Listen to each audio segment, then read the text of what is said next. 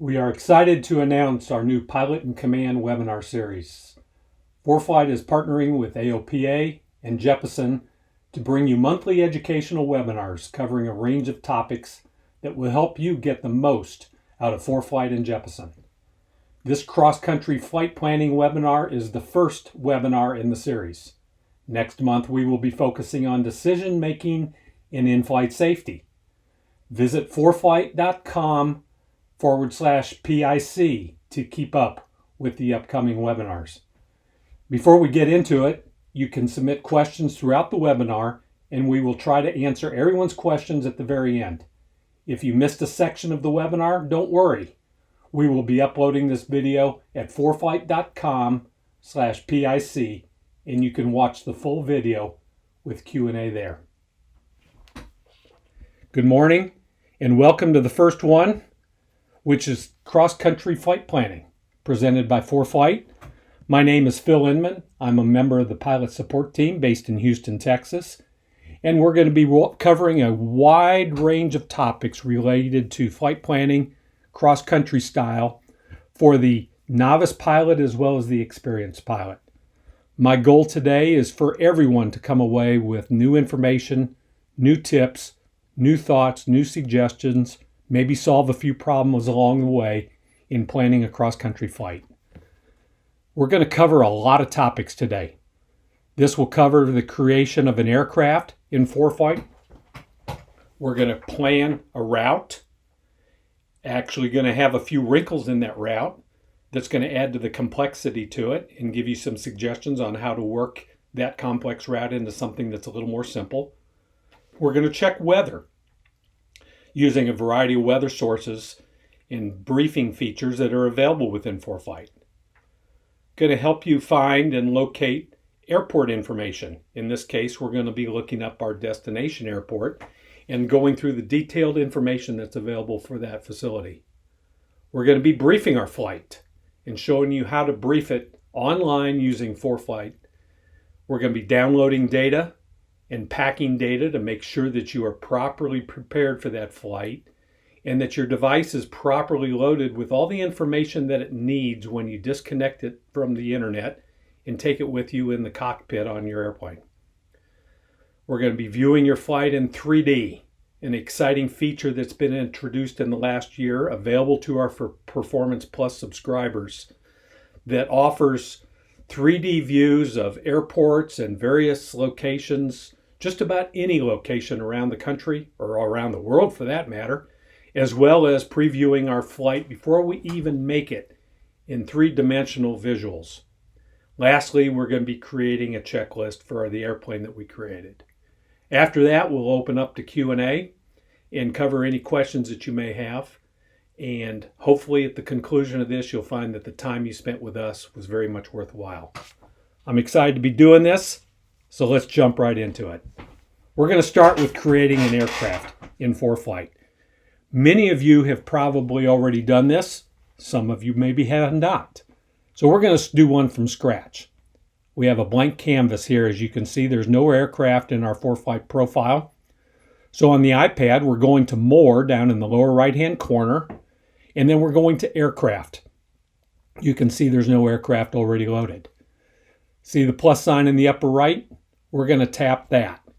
When we tap that, we're presented with basically a checklist or a form that we're going to fill out on our new aircraft, starting with the tail number at the top. So we're going to enter a tail number, obviously required information. So we made one up and entered it, and it carried us down to the next line, which is aircraft type. Foreflight doesn't know the kind of aircraft you fly until you tell it. So this is exactly where we're going to tell Foreflight what kind of aircraft we have. In this case, we're going to use the Cessna 172. Now, I could have entered in the search bar any number of criteria to locate my Cessna 172 and enter it. But in this case, I entered C172 because I knew it was going to kind of shortcut straight to the information that I needed. But I very easily could have entered the word Cessna, or I could have entered 172. But keep in mind that if I had entered more broad, vague search criteria, it would have come up with a lot more choices for me to select from. That's not a problem. It just takes a little more time. So in this case, we entered C-172, and you notice that we got 2 hits. We got what I will just refer to as a plain vanilla 172 Skyhawk. We also have a 172 Skyhawk with an airplane's STC. For the purposes of our demonstration today, we're not going to worry about the STC because I don't have that kind of airplane. So I'm going to select the C-172 Skyhawk. Now I want to point out, if you notice real carefully, that below that engine type, which is the 0300A, I have 2 lines in blue that say 6 Foreflight performance profiles, and then below that it says supports takeoff and landing performance. Those lines are not going to be available to everybody. Those are available to Performance Plus subscribers, and what that means is that Foreflight has taken the data contained in the Pilot Operating Handbook and provided by Cessna, and it's digitized it in great detail. And it uses that digitized performance data in our very robust and complex computer calculations and algorithms to come up with more accurate, higher level of performance profiles for how that aircraft performs in almost any environmental scenario it can be faced with, whether it's flying at 1,000 feet or flying at a service ceiling of, let's say, 18,000 feet. Or if it's flying in warmer temperatures or cooler temperatures. It also takes into account changing weight conditions throughout the flight as you're burning fuel. That is what you get, or a feature with performance in the Performance Plus subscriptions. But we don't have that in every case, and for you Basic Plus subscribers and you Pro Plus subscribers, don't worry. But we are going to go to the next step where we're going to have to take account and build a performance profile for Flight to use. It's very simple to do that, and I'm going to walk you through it. Before we get to that, again, here are those Foreflight performance profiles. We actually have 6. These come straight out of the Pilot Operating Handbook. For Performance Plus subscribers, I encourage you to select one of these for use. But those of you that need to build a basic performance profile, no worries, we're going to do that right here. Tap Add Basic Performance Profile at the bottom, and you're going to go to an entry screen as seen here. I've already filled this out, and if you know, it's very simple, but it has data that is easily obtained by you by walking through your Pilot Operating Handbook. I'm entering true airspeed in climb, fuel burn, and rate for the climb section of my flight. I'm entering cruise speed and fuel burn, and I'm also entering descent speed and fuel burn as well as my descent rate. And from those 8 pieces of information, Foreflight is able to calculate performance profiles on any route or any flight that you make. And that's it. So I'm going to make that my default. Before I move on, if you notice, there's other information in your Foreflight profile that we're not going to cover here, such as dinghy, emergency information, any Nav Canada, if you happen to be a Canadian pilot and flying up there. There's also some ICAO codes for filing. We're not covering that in this webinar, possibly a future one, and certainly we'll be able to help you with that if you shouldn't be able to figure that out. Hit default at the bottom to make this our default performance profile. A word about default performance profiles. All default means is that when we start a new flight plan from scratch, it is going to use this performance profile to populate the entry pages. If you want to change the Foreflight performance profile because you have more than one, you can certainly change it at that time that you build your flight. So you're not locked into this. It's simply for presentation and efficiency purposes that it starts with the default profile. We now have our aircraft set up, and we also have our aircraft set as the default aircraft. With time, most of you are probably going to have more than one aircraft in your aircraft profiles. You might be a member of a flying club, or maybe you rent, or your flight department has multiple aircrafts, or your flight school certainly has multiple aircrafts, and so you may want to set every one of them up in your profiles. That's okay. Now let's move on to more fun stuff, creating a route. Probably the most common location that people start by creating a route is in the maps view. I could probably talk for an hour about this maps view that we're looking at here, but we're going to focus on the sections that are pertinent to creating a route.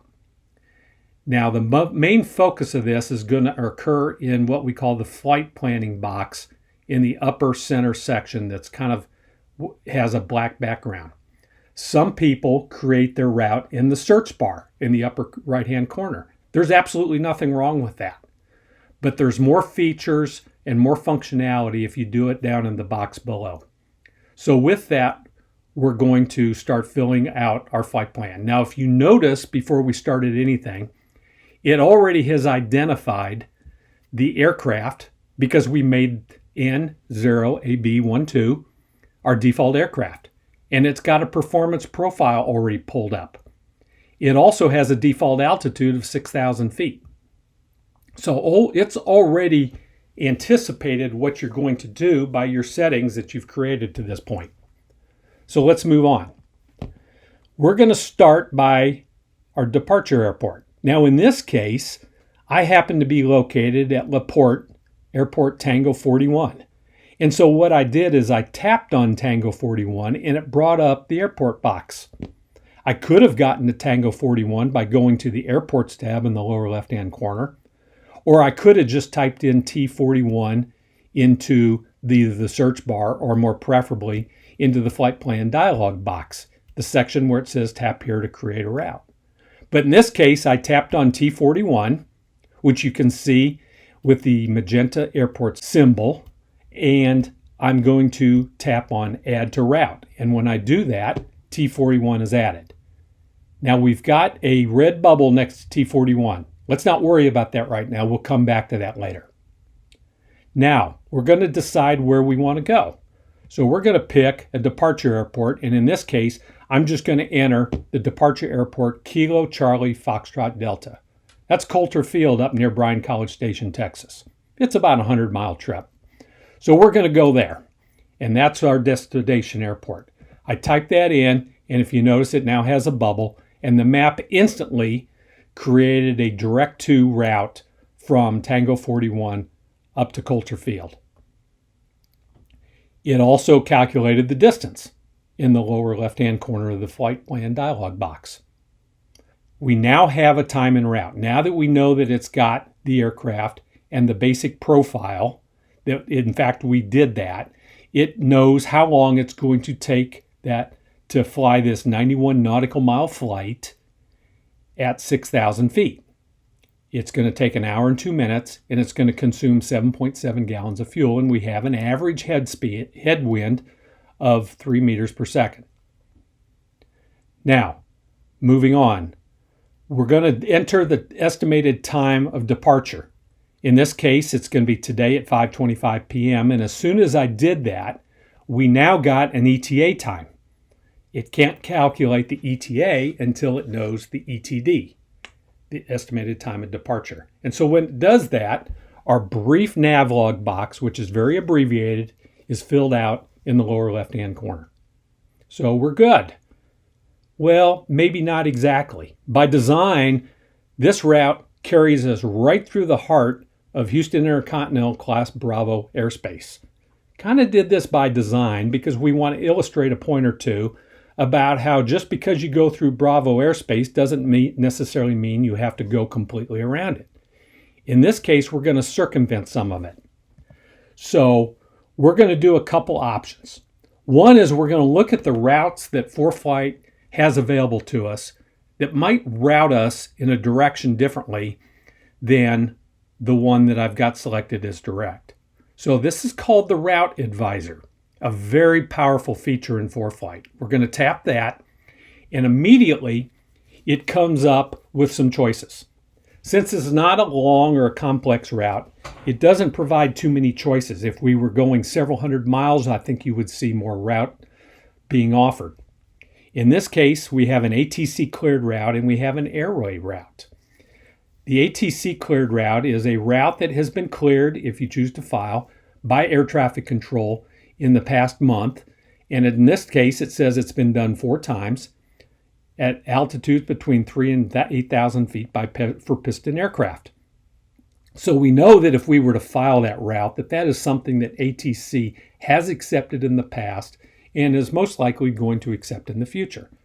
We also have an airway route offered that's a little more elaborate, a little further, and it takes us out to the west through Waypoint Muller, joins up with T200 into the CLLVOR before going on to Coulter Field. Also notice in the map the two gray lines. This is a graphical depiction of the routes that are being offered to you. So you immediately, when you look at these, you get an idea where these are taking you. Some of them, I'll be candid with you, will take you on pretty much the scenic tour of Southeast Texas on your way from LaPorte to Coulter. Others are going to be more direct, but it gives you a visual description that allows you to be a little smarter about which route you select. We're going to go ahead and disregard both of those in this case because for the purposes of demonstrating yet another feature. But before I do, let's look at the profile. Profile is another very powerful feature contained in this flight plan dialog box. And when you tap this, you now get a side view of your flight. Let's take a look at this for a minute and see what it's telling us. You can see T41 on the left. We're climbing up to our planned altitude of 6,000 feet. We're going to fly until it's time for descent down into Coulter Field. But we have a lot of shaded depictions and lines during that route. Those are the airspaces that we're intersecting. That route, which is a straight line at this time between T41 and Coulter, actually goes through Class Bravo airspace, and it goes above some other airspaces. So let's say we want to know a little more about that airspace. We'll just tap on it. So in this case, we're going to tap on it, and it gives us a description of what that airspace is. In this case, it's Houston airspace. It's 10,000 feet top, surface on one, 2,000 base on the other. And if you notice, it shades and depicts in brighter blue the airspace that's affected by our route. So we just learned about this airspace. We also, it's worth noting, that the airspace is depicted for a half-mile corridor on either side of my route. In this case, it's a direct route. We can select that corridor total width in our settings. I'm showing this pop-up window to give you the kind of choices. So right now it's a half-mile corridor on either side. But if I wanted to go wider and take a look at anything that may be going on, say 4 nautical miles of either side of my route, I could select the appropriate box down in the settings. Back to our plan view of our route. Want to demonstrate one of the most popular features in planning a route, and that's what we call rubber banding. It's very simple. The blue button in the middle, that's the result of taking my finger and tapping and holding on the magenta line, and then I'm going to drag it off to the left and basically bend the route. And when I do, it rubber banded that route to a location off to the west. Now it just happens to be a random point out in space as to where I let my finger go. But Foreflight is smart enough to know that you might be wanting to select a nearby waypoint, or you may just want to select that place where you let your finger go. In this case, we're going to select Leicester. And so we would tap that, and it would be rubber banded out. It's selected Leicester. You notice that we are now still in Class Bravo airspace, but we've avoided the center cylinder of it, and we are going off to the west, and a greater amount of our flight will be in unrestricted or uncontrolled airspace. Take a look at the altitude slider. That is actually a slider. If you're practicing along with me at home, put your finger on that 6,000 and drag it up and down, and you will see everything adjust accordingly to the change in altitude. I just did it, and now I took it down to 2,000 because I want to stay underneath the shelf. And so I'm now planning my route at 2,000 feet. It's the same direction going to Lesker and then up to Coulter Field. And that's my profile view. Now also note that I've got airspace near my destination airport. That happens to be College Station airspace controlled. That's Class Delta airspace, Easterwood Field. I'll deal with that later. But at least I know it's there. It's a depiction that I've got Class Delta airspace that I'm going through. I may choose to rubber band around that, and that would eliminate that airspace from my route. All sorts of options. I encourage you to practice this at home if you're not familiar with how rubber banding works and how you build your route. This is a powerful and very helpful couch type practice exercise that you can sit down and do with Foreflight and your iPad before you go flying. In the airplane is not the place to learn how to do this. As a result of that, it's updated my navlog calculations. My route got a little longer because I'm not going straight, and a little time was added. And if you notice right above that, Lesker is added to my flight plan. It is now a bubble in itself. So now I'm going T41, Lesker, Coulter Field, Kilo Charlie Foxtrot Delta. That's flight planning. That's in essence the crux of it. So we now have a flight. Let's move on to the next section. Let's talk about weather, an all important bit of information that has to be obtained by every pilot prior to making a flight. Foreflight has available to us a great amount of weather information. If you haven't been exposed to this, then hang on. We're going to walk through it. First thing is on the map itself. Up in the upper left-hand corner, we have what we call our overlay selector. Right now, I'm defaulted for aeronautical view only. You notice that we're really scanned out, so we're not getting a whole lot of detail, and you can see our fairly simple route there in Southeast Texas. But if I tap on that, I get a whole lot of selections that are now available to me. It's split into two columns. The left side column is pretty much charts that are available for depiction on the screen. But the right side is weather and other type of information that can be overlaid onto the screen for display at whatever zoom level I want to use. So let's try a few of these. And remember, we're going to focus on weather for the moment. First one is composite radar. So I tap on composite radar, and sure enough, we're clear in Southeast Texas, but for demonstration purposes, we've got some pretty significant weather out on the East Coast and down over Florida. Looks like a front crossing Florida from north to south. That is composite radar. But let's take a look at the list of other options we have. We have another type of radar, lowest tilt. We have satellite views. We have icing, turbulence, surface analysis charts, hazard advisors. And down below we have AirMets, SegMets, and center weather advisories, as well as a TFR overlay. We're not going to cover all of these for purposes of time, but we're going to cover a few of them. And several of them work in exactly the same manner. The first thing I want to point out is the time slider down at the bottom. Many of these have a time slider.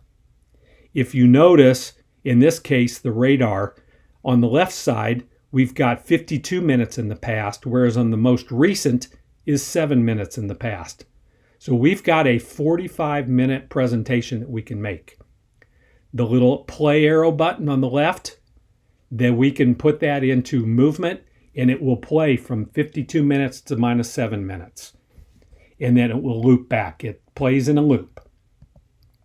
If we select another chart, such as turbulence, we've got our time slider at the bottom that works in exactly the same manner as the composite radar did. But we've got another slider introduced to us, and that's our altitude slider. Keep in mind that turbulence is going to be different at whatever flight level you're flying at. So the turbulence at 6,000 feet is going to be significantly different than the turbulence at 22,000 feet, and so forth. So in this case, we've set our altitude slider to 6,000 feet, and we now have a turbulence depiction of 6,000 feet. If we wanted to see a different flight level, we would take our finger and we'd slide that up to whatever flight level was of interest to us. Turbulence chart works that way. Icing chart works that way, as well as some others. Let's move on to our next chart. That's our AirMet SegMet Center Weather Advisory, which is CWA, as depicted here.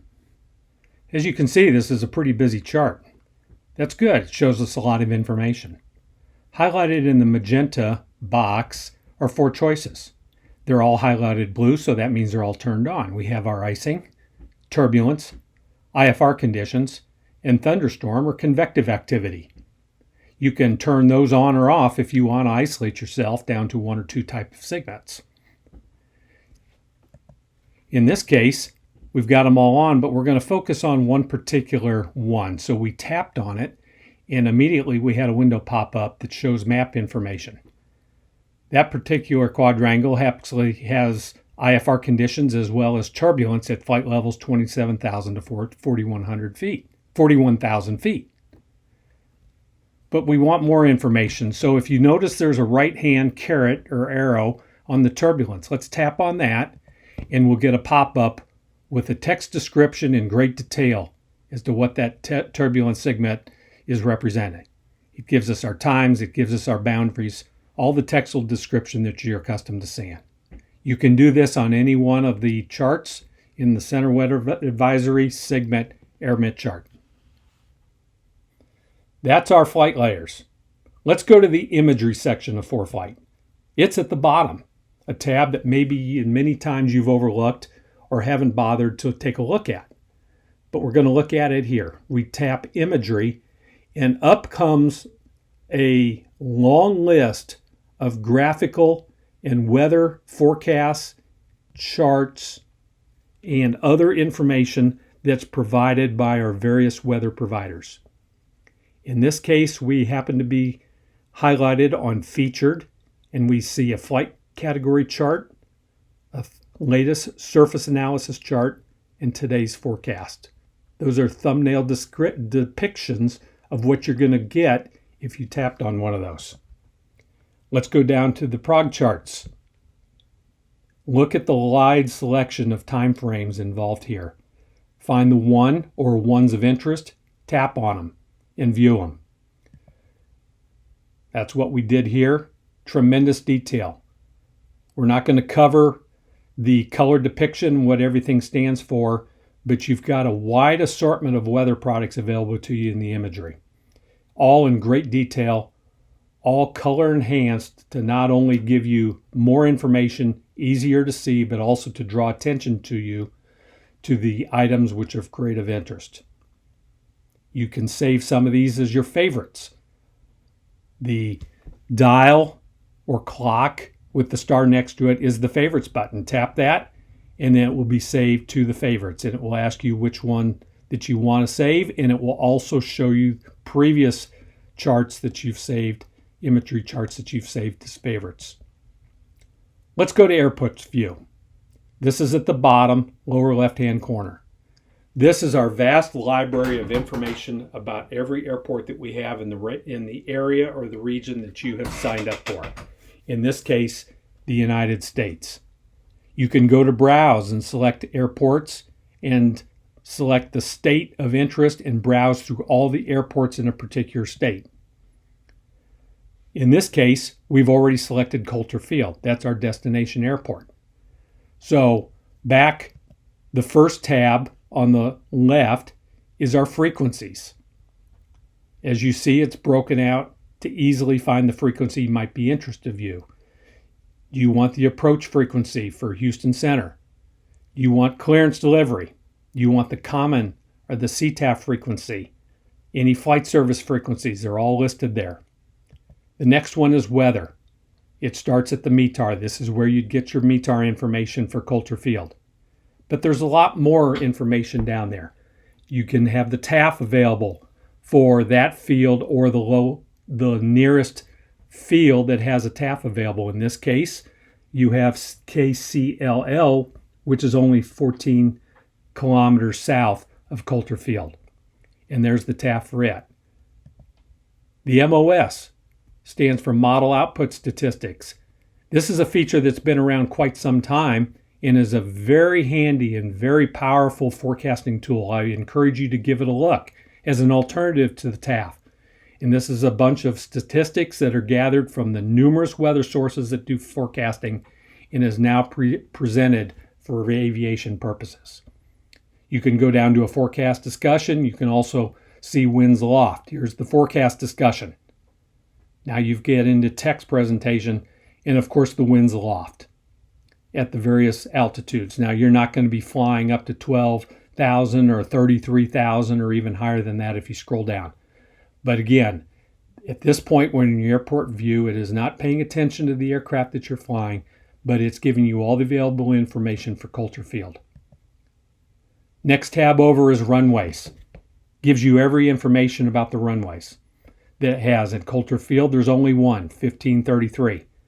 But also note that because you're tied to the internet and because we're getting real-time weather information in the form of METARs, it is giving you a graphical depiction in green or red of the relative winds presently at Coulter Field for runway 15 and 33. So it will help you in your selection of which end of the runway you're going to use, or if in the case of multiple runways, which runway you're going to use. Obviously an easier decision process if you're at a controlled airport with a tower. But if you're in an uncontrolled airport or you're at a controlled airport after hours and you have to select or decide which runway is going to be best suited for your flight, this information is helpful. Moving over to NOTAMs. Here's a presentation of the NOTAMs in effect for Coulter Field at the present time. And they're broken out into groups: airport, obstacle NOTAMs. In this case, there are none. Any TFR or ARTCC NOTAMs. And in this case, there are some in the future, and they're depicted along with the effective times and when they expire.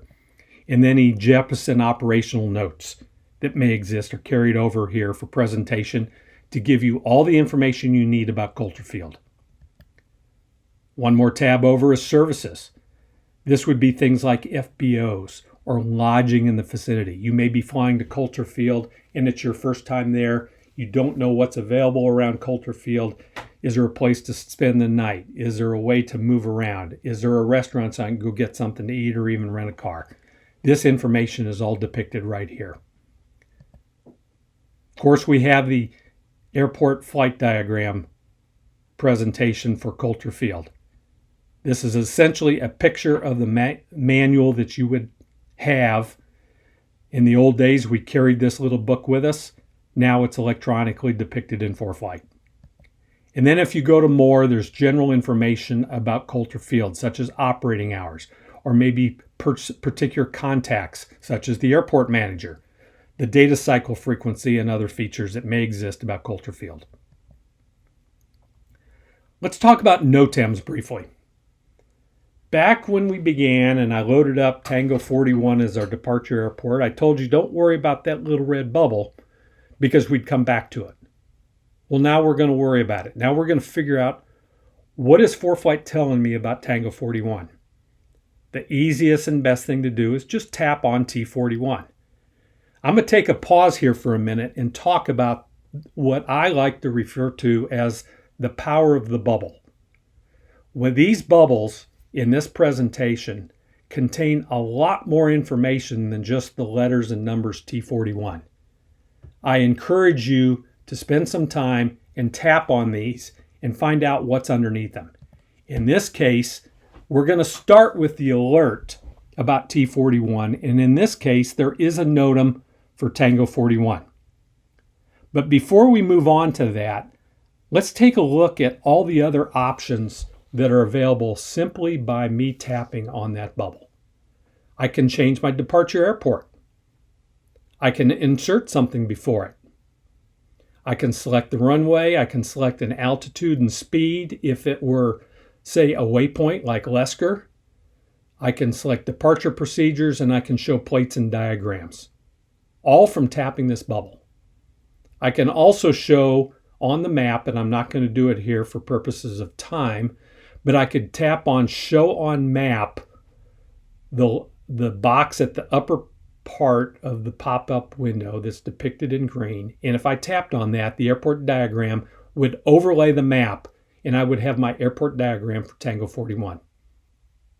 I could decide to go direct to. Now, obviously, I'm not going direct to my destination airport, but if I were tapping on a bubble that were not my departure airport, say Lesker, or I had a series of waypoints and I wanted to skip several waypoints and go to, say, the fourth one in a string of waypoints, I could say direct to, and it would take me direct to that waypoint. It would pass over the other ones. Or I could remove that bubble from the route totally by clicking on Remove from Route. Very powerful feature, the use of your finger by tapping on these bubbles. If you're not familiar or haven't done it already, please spend some time practicing and uncover not only the secrets, but the power and the features that are available to you when you tap on those bubbles. In this case, I did tap on that NOTAM bar. Let me go back. We do have highlighted with the red exclamation point in the red bubble, View Alert NOTAM T41. So I tapped on it, and this is what I get.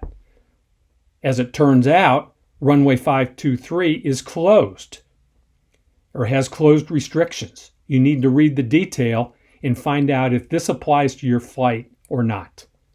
In this case, we're going to disregard it. We're just going to determine that it doesn't apply for my flight. Again, this is a demonstration, but this is information that could be very pertinent to your flight and may cause you to make a modification to your flight plan as a result of a NOTAM being in effect at the time you want to fly.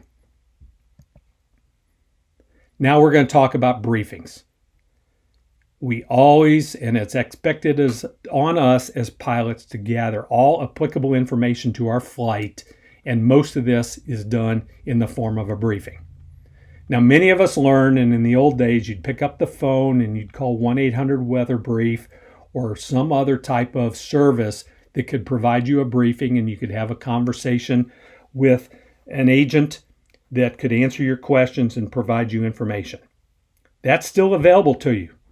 But with Foreflight, there really isn't a need to do that because we have all the briefing information that you need for your flight in almost every situation you're going to be faced with.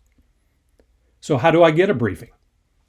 Well, if I created my flight in the maps view, we're actually going to move this flight plan over to the flights view, which is, if you look at the tabs at the bottom, flights is the third from the right.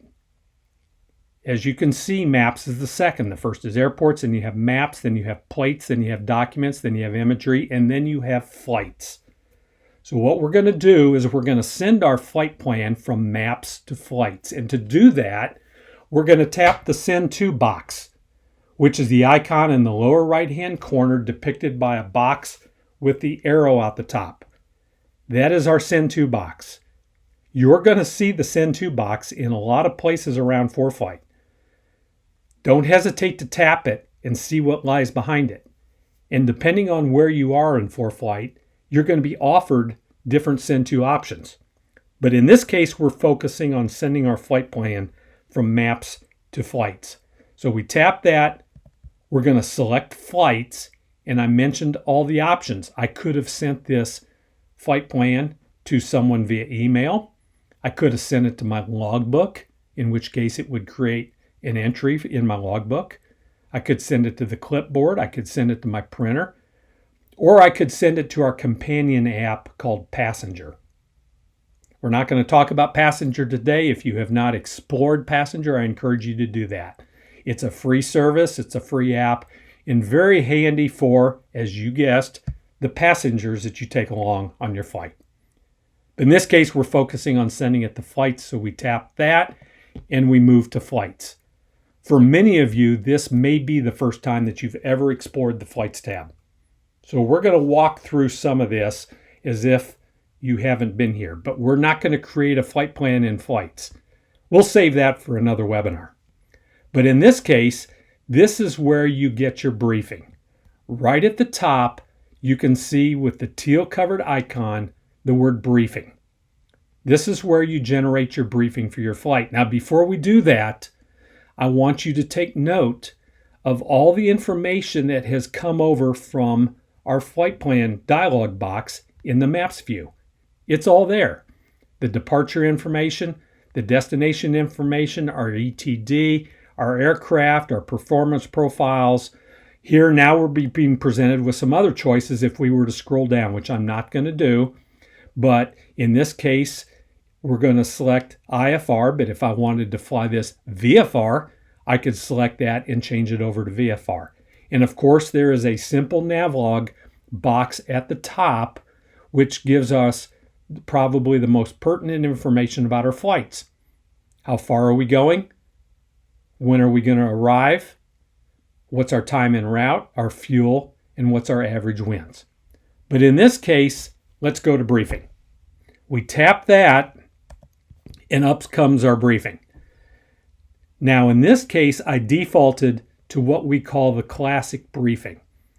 This is the old school briefing. This is all text.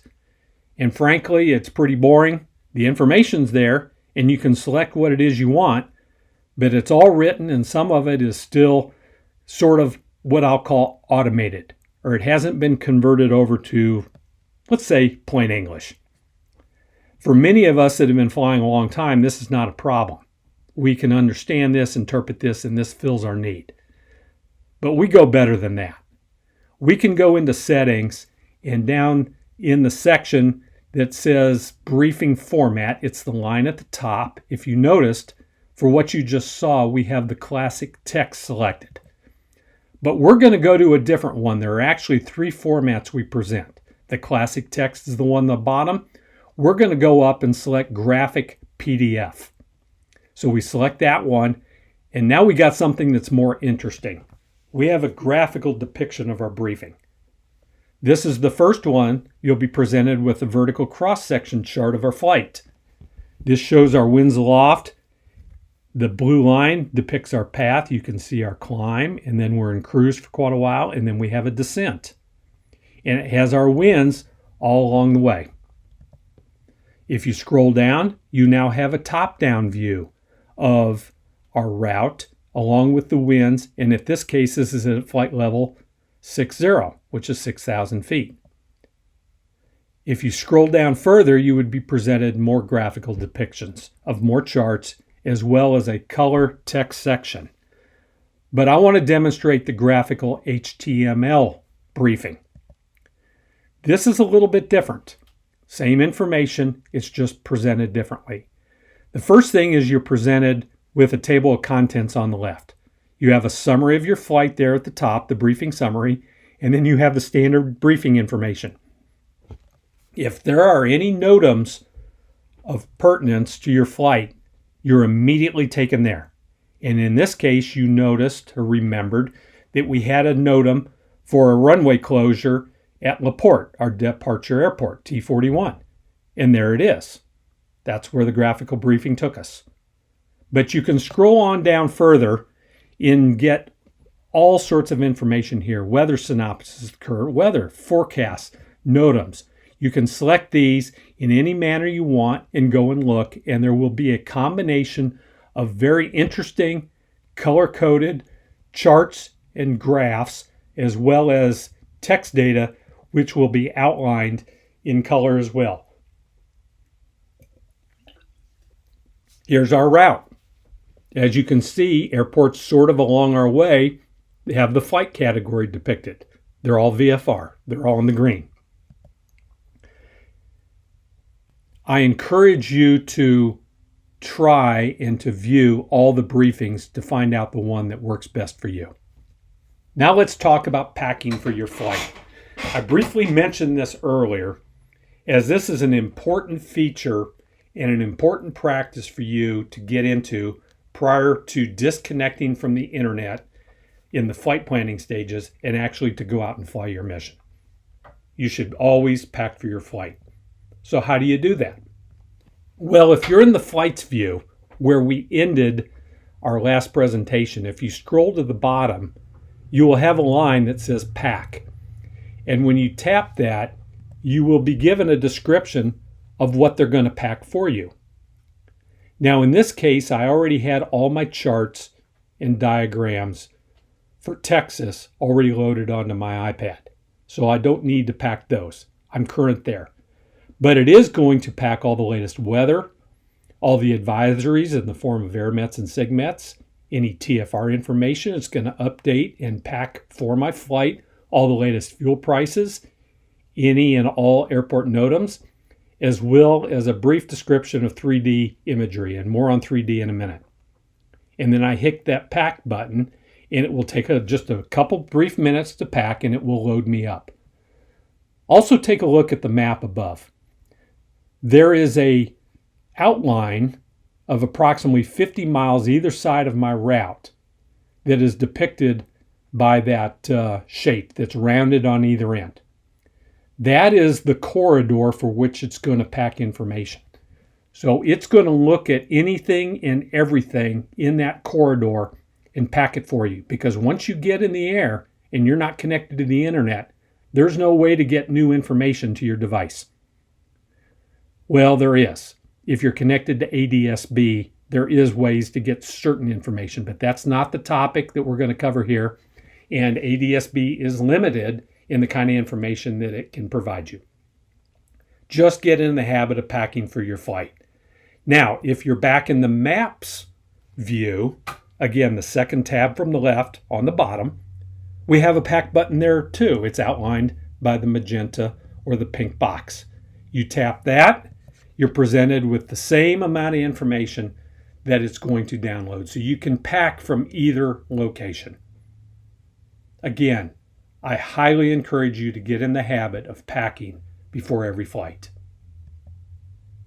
Now it's time to talk about Airport 3D, a really exciting, flat out cool feature that Foreflight has added in the last year. 3D views are only available for Performance Plus subscribers, but for those of you that are not Performance Plus, take a close look at this. This may be worth upgrading your subscription to Performance Plus to get this feature, especially if you're flying flights to airports that you're not familiar with or flying routes that that require an elevated level of screening. 3D is available in many locations around the Foreflight app. Let's start with the airport view.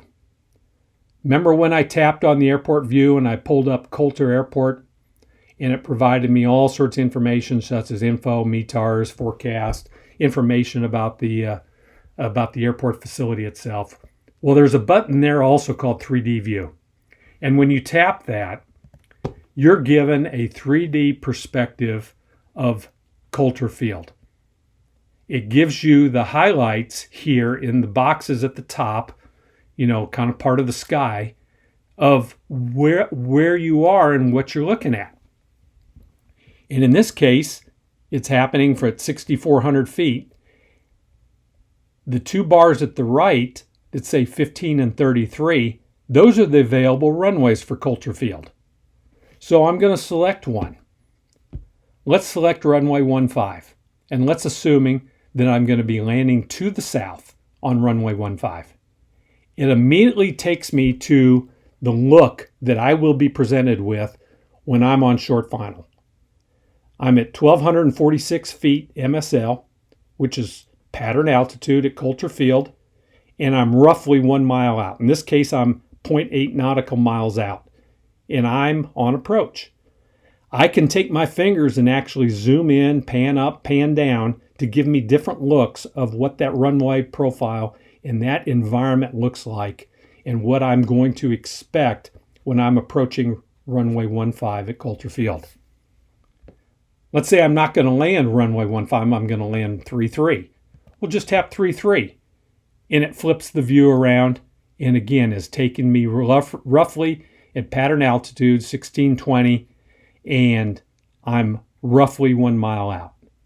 Again, take your fingers, pan in and out, move it around, you get a different look of the runway profile. This is highly effective and very valuable if you're flying into airports that you've never been to before. That you're flying VFR, you want to get a lay of the land of what it's going to look like. Not only the runway, but the landmarks and the things that are going on around you. Now in Southeast Texas, it's fairly flat.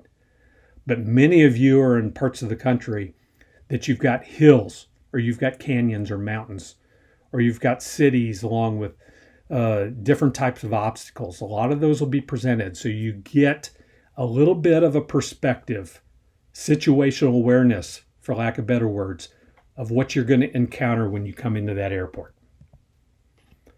Now let's talk about another 3D feature called 3D Preview. Remember that flight we created?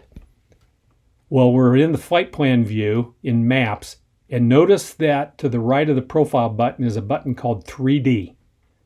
We're going to tap that.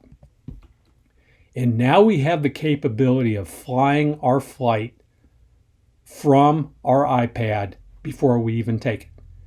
We created that route from T41, Lesker Waypoint, up to Coulter. And right now we're at 25 feet.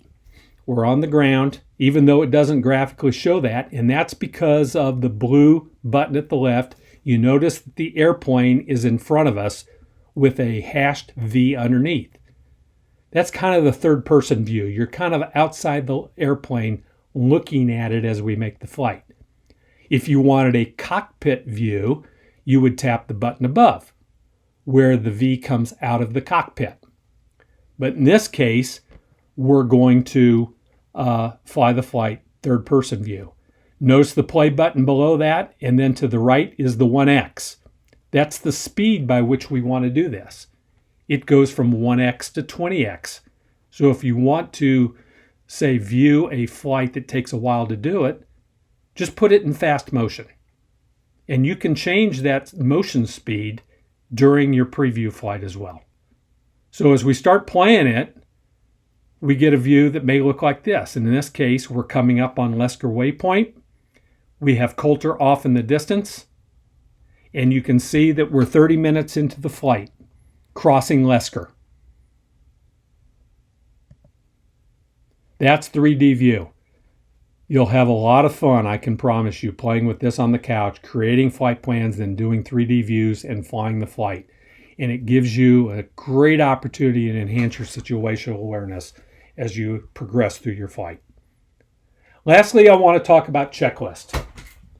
Foreflight has for a very long time had a checklist feature in it that gives you the ability to create your checklist in Foreflight, and rather than carrying around your pilot operating handbook or maybe a laminated card that has your checklist, you've got the capability of downloading one of the pre-existing checklists that we have in Foreflight, or you can create your own checklist, or better yet, take a pre-existing one and modify it and edit it to your liking. All those functionalities exist. So in this case, we're going to select one. We hit that plus button, and we're going to go down, and you can see the vast library. This is just the Beechcrafts, the first part of Beechcrafts of the checklist that we have already built.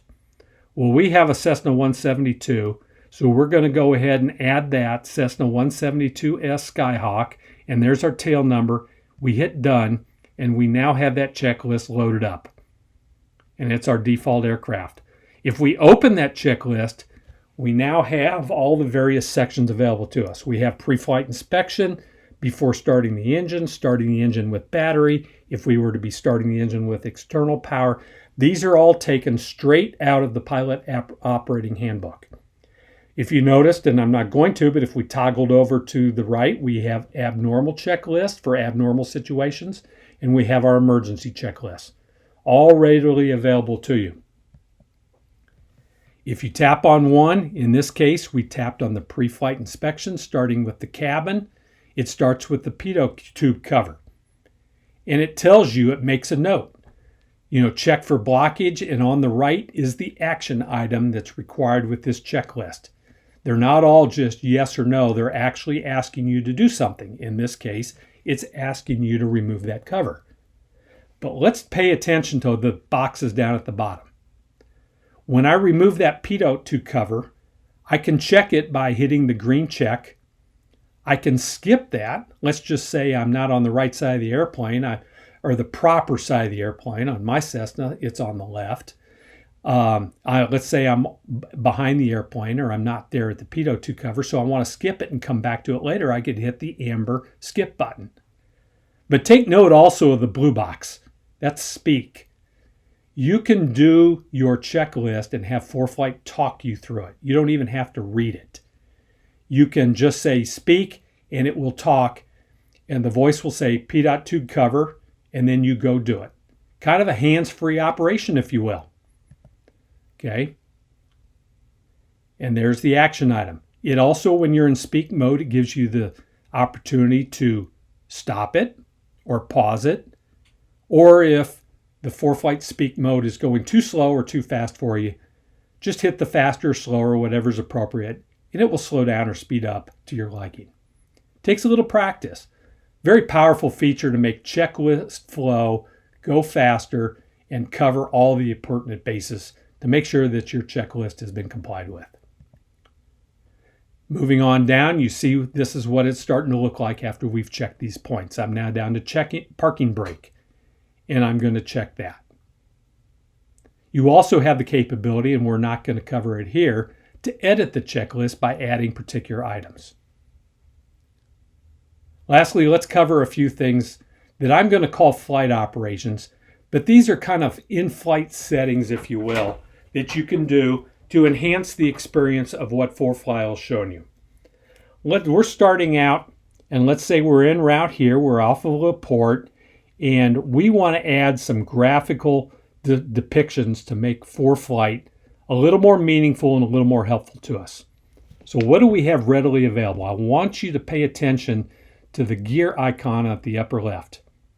That's our settings icon for this particular presentation. Now we have a much longer and more exhaustive list of settings features if you go to More at the lower right and then go to Settings. But let's call these our quick reference settings. That's my term. So I tap that gear and look immediately at some of the choices that I have available to me. I've already got the track log record button turned on. So I'm recording a track log. Now, this is an aside, a little off the topic, but let's take a look while I'm in this presentation. Well, how do I know I'm recording a track log? Well, look to the left of the pop-up window and you see the box that says REC. It's highlighted in blue. And you notice underneath it, it has 7 minutes and 40 seconds. That means it's already recording and I'm 7 minutes and 40 seconds into it. So that's my timer. It's counting that flight log. So that's a way to ensure that the track log started automatically. For your information, if you want to set your track log for automatic recording, that's in the longer list of settings. Go to More and Settings, find the track log settings, and you can set and turn on auto start and auto stop for track log. But let's draw attention to some of these others. We have route labels, extended center lines, distance rings, glide advisor, track vector, and breadcrumbs. Those are the ones I want to talk about here for a brief minute. Let's start with extended center lines. As long as I have a route depicted, and in this case I do, I'm going from LaPorte T41 up to Coulter. If I tap extended center lines, it extends the center lines of the airport that not only that I departed from, but the one I'm going to arrive at. In this case, you can still see Coulter. And so it goes from the center of the airport because that's where my flight plan started. But I'm off and I'm en route from T41 and it just shows me the extended center lines. The next one is distance rings. These are rings that draw around, that encircle your aircraft. In this case, I have distance rings set to 2 nautical miles, 4 nautical miles, and so on and so forth. The other ones extend off the zoom level that I'm showing on the iPad. But there's a way to change those. If you go to More and Settings, there is a distance rings line that will allow you to set the distance rings to greater distances, shorter distances, or even times. You may want your distance rings to say 1 minute, 2 minutes, 5 minutes, 10 minutes, things like that. Those settings are all pilot selectable. Give it a try. Take a look. The next one down is Glide Advisor.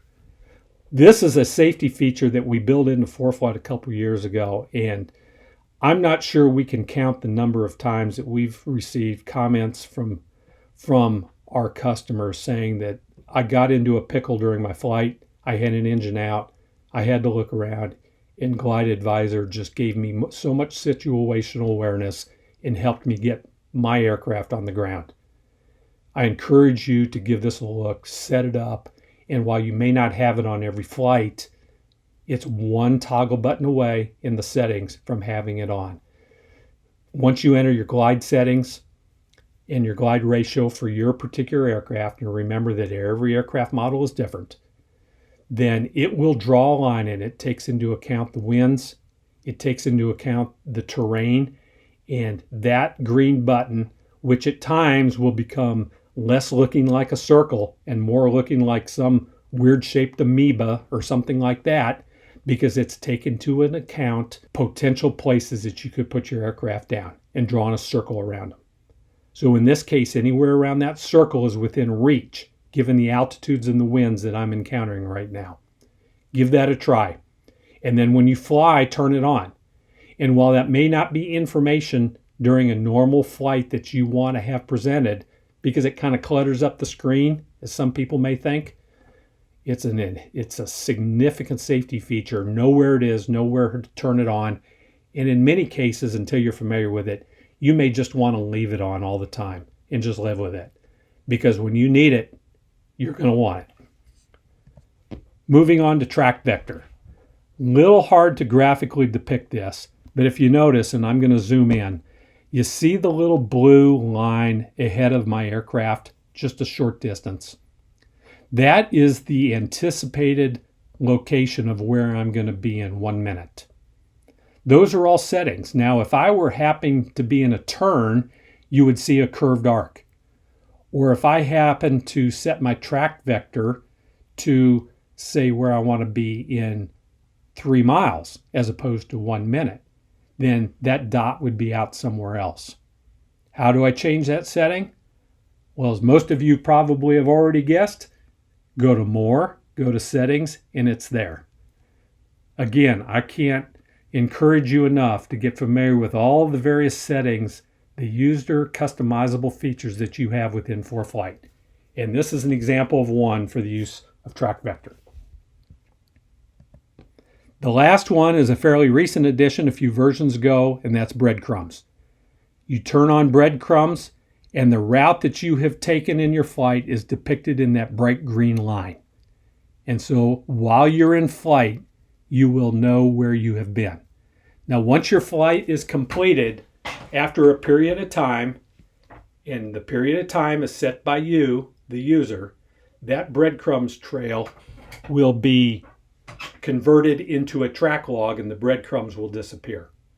But the track log is for the purposes of debriefing, and once you're on the ground, either a track log or a breadcrumbs fulfill your purposes. And a track log has a lot more information, such as altitude and time information, in it than a breadcrumb does.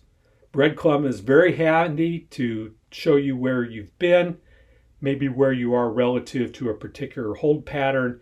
And I think it speaks for itself that breadcrumbs are hugely advantageous and necessary for search and rescue pilots, some of which could be some of the participants in this webinar. That's breadcrumbs. That wraps up all the topics we wanted to cover today. Before I start answering any of your questions live, I want to point out a few resources that Foreflight offers. We have our pilot's guide. It's a very long document and is a great tool that comes with every Foreflight account, and it's available in the documents section down at the bottom of the app.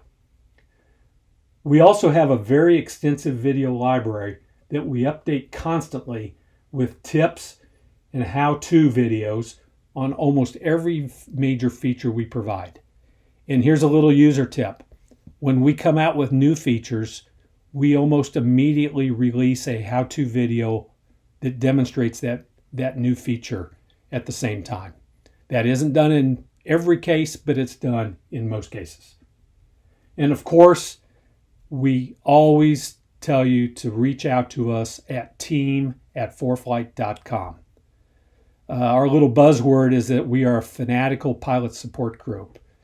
I'm a member of that group. I've got 20 to 30 colleagues that are members of that. We are passionate about what we do.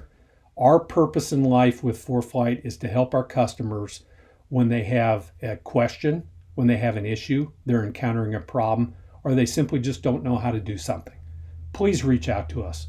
We're on frequency every day of the week, and we cover most hours from, say, 5 a.m. to 8 p.m., and we're there to serve you. We'll get back with you as soon as possible.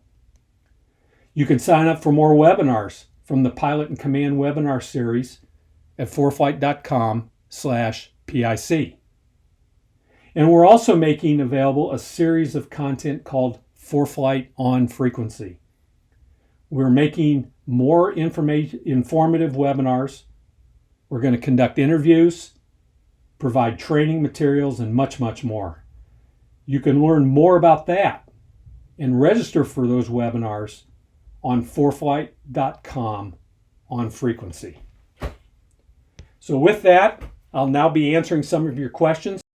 Thank you very much for the long list of questions that we got during the webinar. We did our best to try to answer as many as we could online. That effort is going to continue with the assistance of some colleagues, but I've selected several questions that seem to be of great interest to a significant number of our viewers. And so we're going to answer and talk about those here.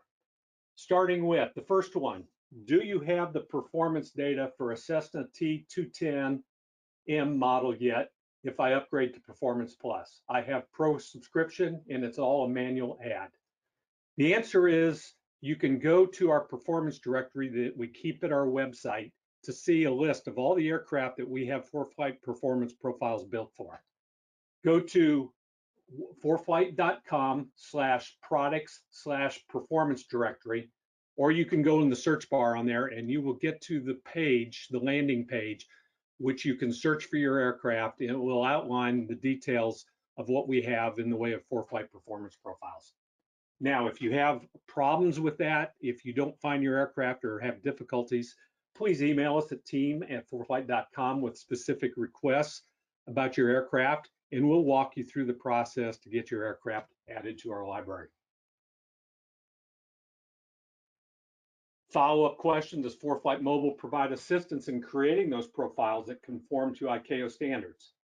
Yes. But again, as I mentioned, check our support center. We have a lot of links and references there about performance profiles. Before we go on, I might mention that I would appreciate if everybody hung with us through the Q&A portion. We have a brief survey at the end that we would love to have you fill out to tell us how we did on this seminar. We certainly want to improve it. As a presenter, I can think of many mistakes I made as I listen to it again. But I think they're only going to get better with time. And if you have topics that you'd like to suggest that we cover in future webinars, we'd like to hear that too. Okay, back to our questions. How do I designate a lifeguard or a compassion flight for my flight plan? A lot of you do compassion flight type work, and that objective is accomplished through the use of a call sign. When you file your flight plan through Foreflight, there will be a line on the file form, and we did not cover filing, in which you enter your call sign. And when you enter your call sign and file it, that call sign will go up to the primary identification position on your flight plan, and the tail number will be delegated back to a secondary position. It will be included in the flight plan so that ATC knows who you are from a tail number perspective in case they had to do search and rescue or any other type of post-flight or during flight communication with you. But you will be known in the air and to ATC by your call sign. Next question, I live at 7,500 feet elevation and I fly in a mountainous area. Is it worth upgrading to the Performance Pro account just for the aircraft performance in Foreflight for this type of environment? Well, let me clarify something, first of all, that is kind of confusing, and unfortunately, many of our subscribers get confused. Our subscription levels, there are 3 levels. There's Basic Plus, which is obviously the most basic. Then our middle one is Pro or Pro Plus, and then our top level subscription is Performance Plus. So in this case, at that elevation, there probably would be serious advantages to upgrading to our top level Performance Plus because of the enhanced performance calculations that we make, in addition to another feature that we didn't talk about. And that's that we have recently added takeoff and landing performance calculations on a great number of aircraft and are adding aircraft to that library every day. That takeoff and landing calculation information is only available on Performance Plus calculations. And at high altitude, high density altitude type situations, those calculations are quite critical, a lot more critical than they are to those of us like me that fly at essentially sea level. So give that a look.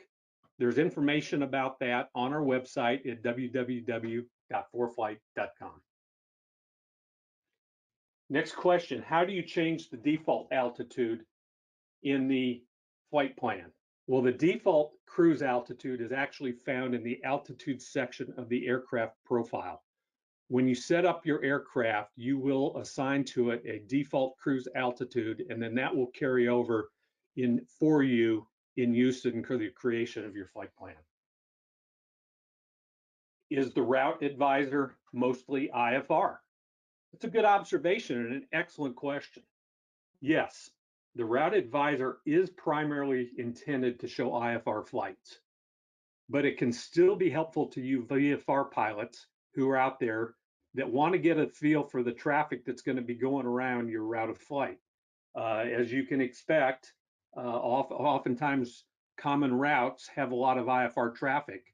So you'll get a feel for the method by which a lot of pilots, it's not a direct method, it kind of gives you inferences, and you can kind of make some educated assumptions as to the amount of IFR traffic that may be along your route by taking a look at that. So we always encourage you to take a look at Route Advisor to see if it can assist you in a number of different ways in the creation of your route from departure airport to destination airport. One user astutely pointed out and said, I'm not getting any routes in my Foreflight from T41 to KCFD, Coulter Field. That was the example we used during the webinar.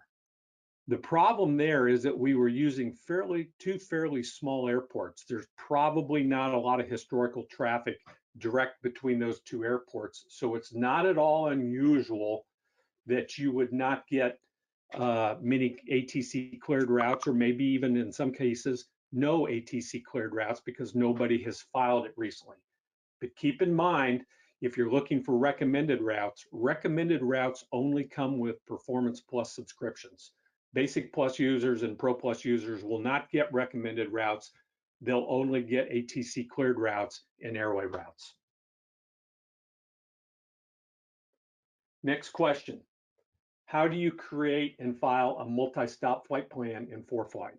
That's a commonly asked question. It's an excellent one. Unfortunately, we don't support multi-stop flight plans since ATC prefers that you file each one separately. So if you're going to make a long cross-country flight, and let's say you have to stop for fuel or just stop for lunch or whatever, you want to break that up into several different flights and file each one separately and plan each one separately. Somebody astutely observed that I had a few more buttons on the left side of my screen than the viewer did. Things like road signs and everything above it and so on and so forth. And could I explain why and where I find those? Those are on the Aero map, and they're available on iPads when you have the aeronautical map enabled. Now, depending on your iPad size, they may only show up in portrait mode or not landscape mode, or maybe both. And the variety may be different. So you're going to have to do some experimenting with your situation, your particular situation and your particular device. One thing I would also encourage you to do, and I always try to recommend this, I think most of us in the pilot support team, is make sure that you are up to date on the version of Foreflight that you are running on your device. Sometimes those change, we will add some. So the list or the stacking of those quick reference icons on the left will increase or change with versions. So make sure you're up to date with Foreflight. That's just one of many reasons why you want to keep your Foreflight constantly up to date.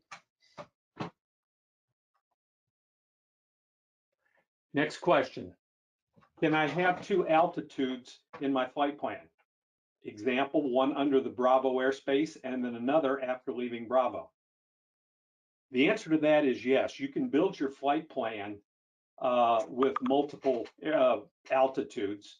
And the best way to do that is when you're in there, tap a route element, such as a waypoint, and then choose set altitude and airspeed at that waypoint, and you will build into it a climb.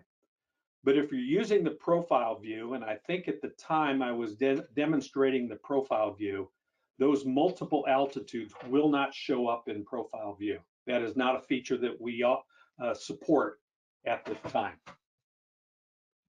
There were several questions about rubber banding. So I want to go back to that because that's a very common and powerful feature in Foreflight. How do I limit rubber banding to only waypoints or airports that most people know about? Well, when you grab hold of that line and you rubber band it over to a point in space and then let your finger go off the map, you are almost in every situation just going to be out in the middle of nowhere. And Foreflight doesn't know exactly what you want to save as a waypoint or a bend. But if you notice at the bottom, you're going to get a pop-up window when you release your finger. And it's going to ask you that you just rubber banded and do you want to insert that new point into a route? And if you're on the bottom tab called all, some people don't notice that there are tabs at the bottom of that pop-up window. If you're on all, the list of possibilities is very, very long. But if you look over and you notice that there are other tabs for airports, navigational references such as VORs and waypoints, you can limit that list to just airports or just waypoints that are published. So I encourage you to give that a look and practice the rubber banding feature. And after a while, you get pretty proficient at knowing what it is you're trying to add and going to it a lot quicker. Next question. I've been trying to figure out if it's possible to indicate different altitudes along the route when looking at that profile view. I think I already addressed that, and that is it's not available in profile view, but you can build your flight plan to include multiple altitudes using the set altitude speed button. Lots of questions about the briefing, and most of them surrounded the legality of an FAA briefing. So the question is, and it's an excellent question, it's one we commonly receive. From an FAA standpoint, does reviewing the weather in Foreflight cover us legally? In other words, is it a legal briefing? I'm going to try to keep my comments brief, and there is a support article on our website about this, but there is ongoing confusion that a lot of pilots have about weather briefings. In fact, there is no such thing as a legal weather briefing. There doesn't exist. What the FAR does say is that it requires that all pilots obtain all available information. So Foreflight delivers you the weather, NOTAMs, advisories, and other pertinent information that help you as the pilot meet that requirement, especially when obtaining a briefing from the file brief system. Now, our weather comes from the National Weather Service, NOAA, which is an approved source of FAA weather. And it's important for you to know that we do keep a record of the briefing that you capture for a period of 120 days, provided that you tap the brief button and actually generate a briefing. If you simply go out and look at a METAR or look at a TAF or a MOS, such as on the airports page, we do not keep a record of that. So keep that in mind. What I encourage you to do, if you're interested in knowing more about this, is go to our support page on our website and search on legal weather briefing, and you'll get a couple good articles that will pop up for you that will go into this topic in much greater detail.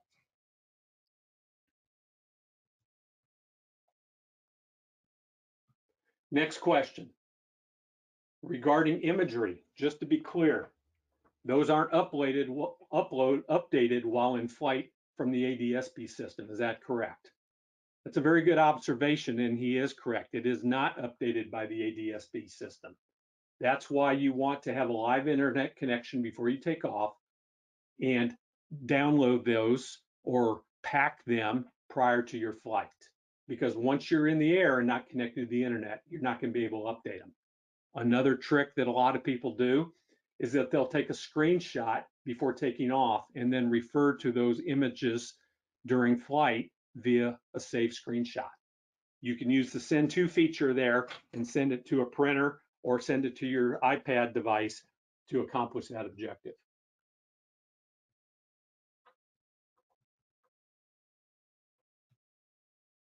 Next question, will Foreflight be creating a top of descent profile so that it could be used in planning as to when to start a descent at a certain waypoint or be able to start a descent at a given feet per minute based on planned airspeed and actual GPS?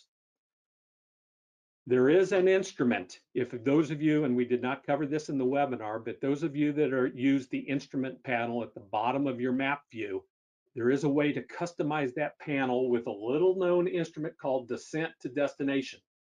And that will continually show what feet per minute descent rate is required for you to get down to your destination's elevation. We don't provide a dedicated feature beyond that, but I encourage you to give that descent to destination instrument panel gauge, if you will, a look. And I think that will address the objective you're trying to achieve there. Little known power tip. Is the briefing options available in all Foreflight subscriptions? Yes. The answer to that is yes. All Foreflight subscriptions contain the briefing options. Does that briefing, the one that we discussed, that format, is it available for flights in Europe? It's an excellent question. Currently, only the graphical PDF briefing is available outside the United States. So if you're in Europe, you're going to have to use the graphical PDF. The legacy text or classic text is what it's called, I believe, in the app, and the graphical HTML briefing formats are only available in the United States in addition to the graphical PDF. During a flight, how do we repack without Wi-Fi? If I change the flight plan, I get a message to pack. First of all, and I apologize if I didn't make it clear, you need to be connected to the internet in order to pack for your flight. So if you're not on the Wi-Fi and not connected to the internet, you're going to have a cellular connection, and having a cellular connection in the air is very iffy. I made reference, I believe, in the webinar. If not, somebody astutely asked a good question. What do we mean by a bi-altitude profile? A bi-altitude profile is more complex than the basic profiles that we built in the webinar, but they allow you to define the performance at every altitude within the range that you specify. Most likely, the ranges between ground level or mean sea level and your ceiling, your service ceiling for your aircraft. But please note that these profiles are still less detailed and less accurate than using those Foreflight pre-constructed Foreflight performance profiles. Bi-altitude profiles are only available to Performance Plus subscribers. And if you think you have a need, we have support articles on how to build them. And of course, as I've mentioned before, contact us at team@foreflight.com and we can assist you in the construction of those bi-altitude profiles. Common question, how do you delete the packs after the flight? After your flight is performed, the weather and other temporary data is eventually going to expire, and it will do so automatically. Does it within a few days at most. For charts, if you choose to delete the charts and diagrams that you downloaded via the pack process, you can swipe delete them by going to more and then download and then packed and then unselect the selections and they'll be deleted. We have a question about 3D flight and how does 3D view work in flight? If you packed before the flight, the 3D data will be available for that corridor that it packs for.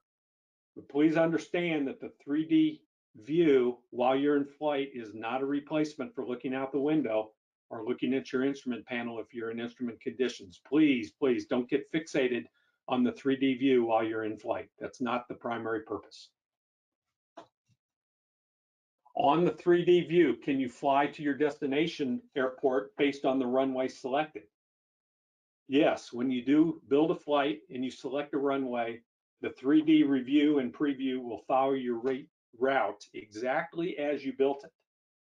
In fact, I would encourage you to add an approach. I did not do that in the webinar, but go ahead and build in an approach that might include something like a procedure turn, or maybe even a DME arc or something like that, and then view it on the 3D review in advance of your flight, and it will give you some amazing visuals on you flying that flight, which includes your approach. I made reference in the webinar to just an excellent step to do while you're couch flying with your iPad is the use of that 3D preview. So I encourage you to go one step further and build an approach into your flight plan and then fly that flight.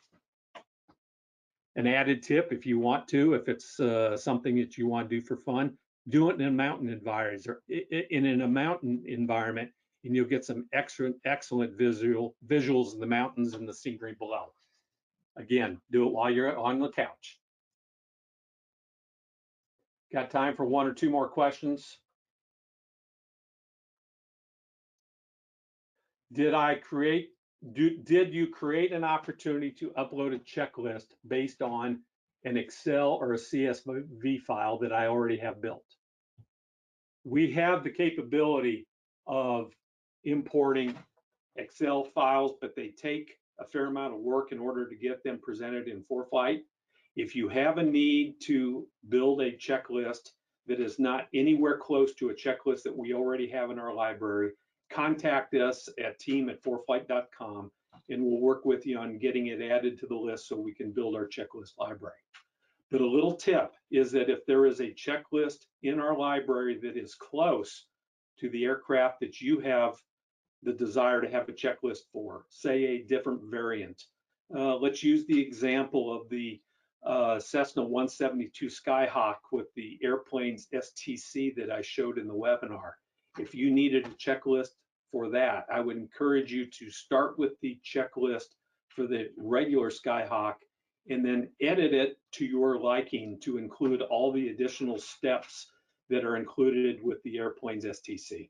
That's probably the easiest and quickest way to do that. Common question, does cellular work? But cellular rarely works in the aircraft. Is it too slow to download large amounts of information? That is absolutely correct. Cellular in the air is not encouraged by us. It's very problematic and it's also very sketchy. Not going to say it doesn't work, but for purposes of downloading data, that's why it's always critical to download your information that you think you're going to need, including packing for a flight, while you have a good Wi-Fi connection on the ground. I think that's all the questions we're going to have time to answer.